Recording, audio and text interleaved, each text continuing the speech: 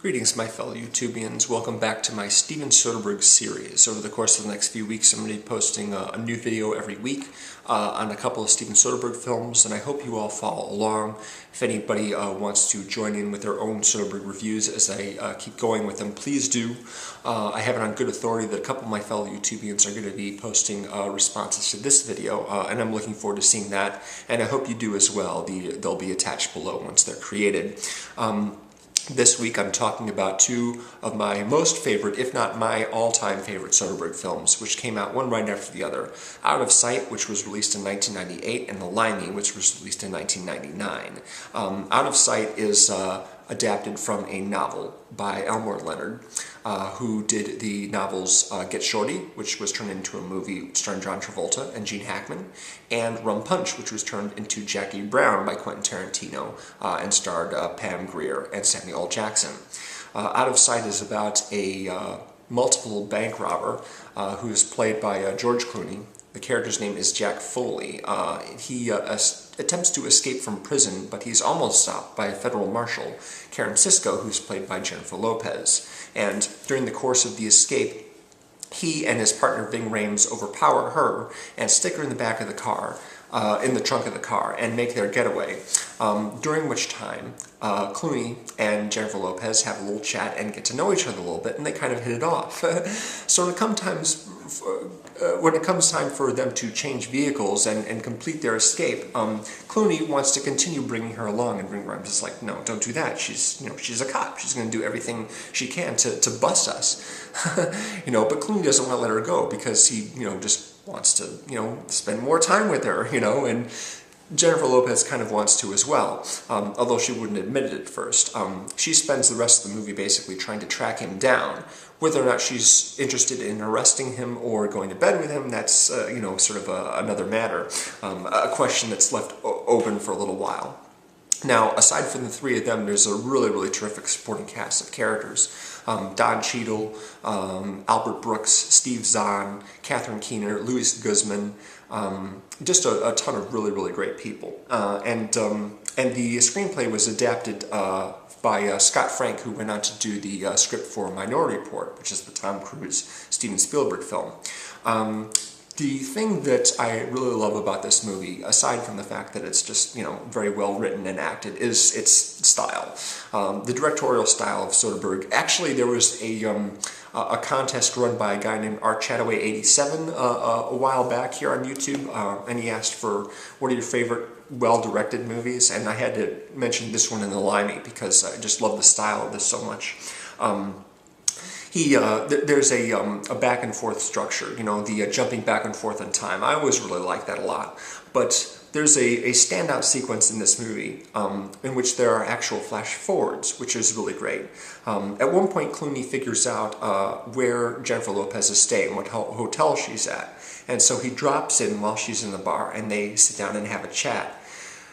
Just putting on hold for the moment the fact that he is an escaped convict and she is a federal marshal trying to arrest him, they sort of have what they call a timeout. And during their conversation in the bar, there are these flash forwards to them in her hotel room later on in the evening.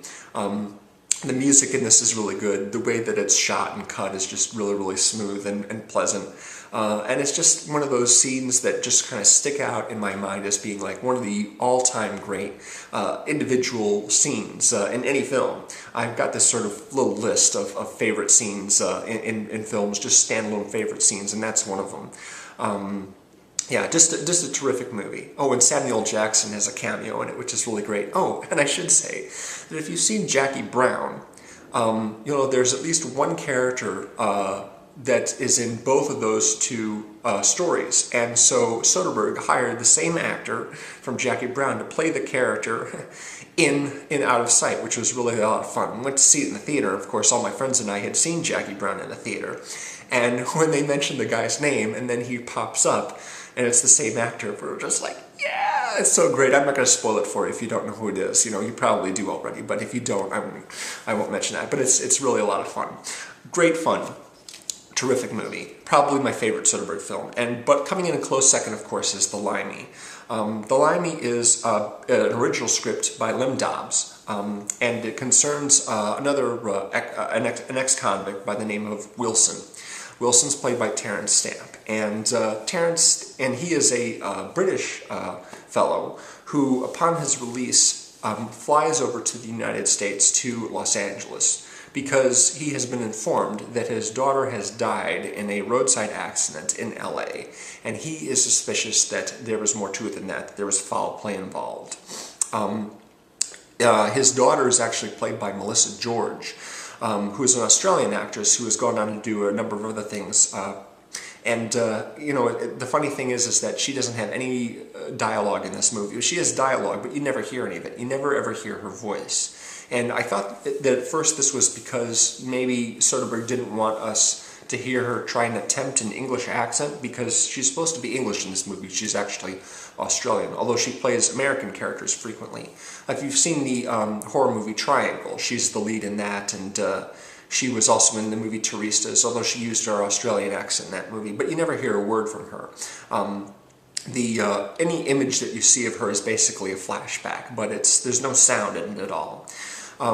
Louis Guzman, as I said, is also in this movie. He's a much more major character in this.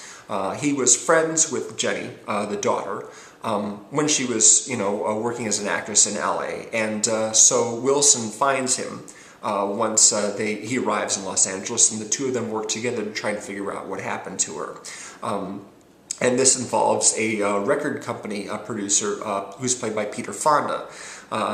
He is a very slick, kind of smiley, kind of shady guy. And so there's the question of whether or not he had something to do with her death.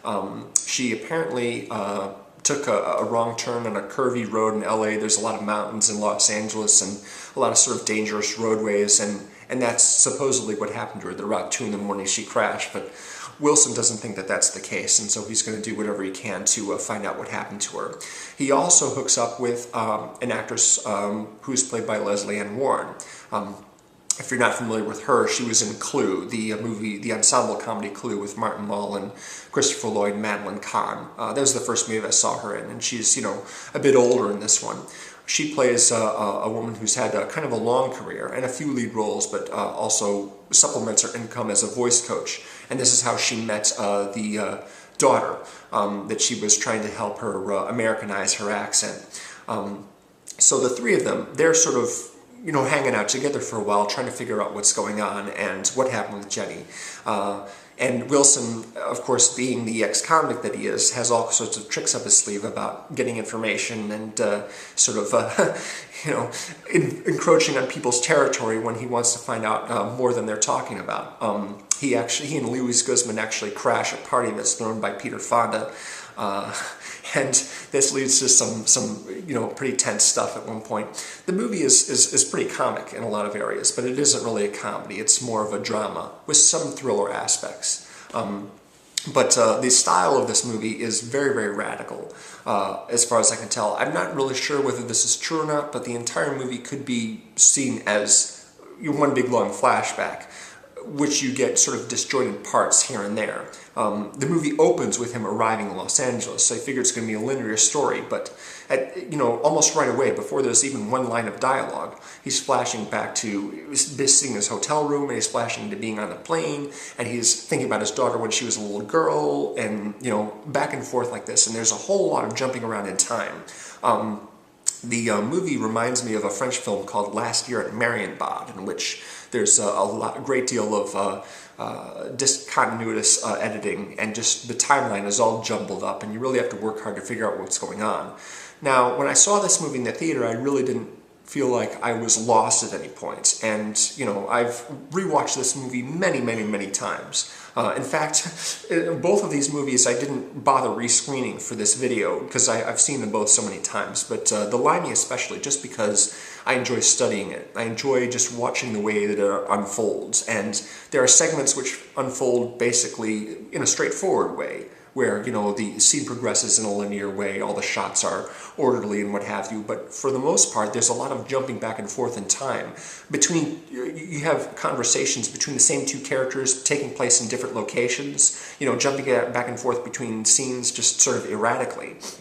And the most outrageous version of this is a scene in which Terrence Stamp, when he first meets the Lesley and Warren character, they have a conversation about his daughter and about what it was like growing up with him that takes place in 3 different locations. It isn't like 3 different conversations and they cross-cut all of them. It's like the same conversation taking place in 3 different places. One is at her apartment, one is at a restaurant, and one is they're just out walking around in the evening in Los Angeles. Something like that shouldn't work because it just violates all the rules, but it works great, and it's another one of my favorite standout scenes. It's very, very moving, actually, because he's reminiscing about how disappointed his daughter must be in having an ex-convict for a dad, and just, wants to be rid of him.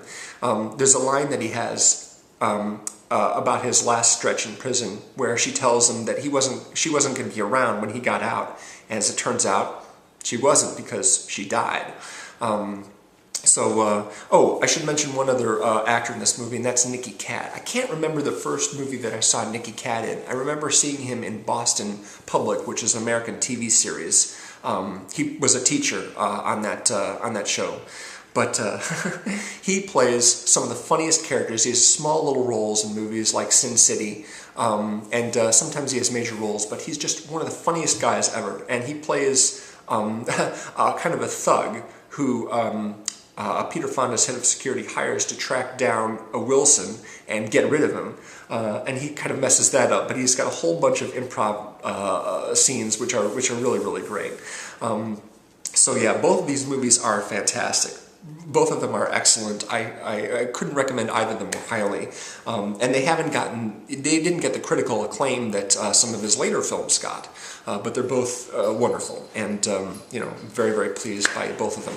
So, if you would like to tell me a little bit about what you thought about either of these movies, make a video response, leave a comment, please do so. Please do so. But I wanted to let you know in advance next week the movies we're going to be talking about, which are arguably the peak of Soderbergh's professional career, at least from a critical standpoint, and that is the 2 movies that he was nominated both not only for Best Director, but Best Picture for in the same year. And that would be, of course, Erin Brockovich and Traffic.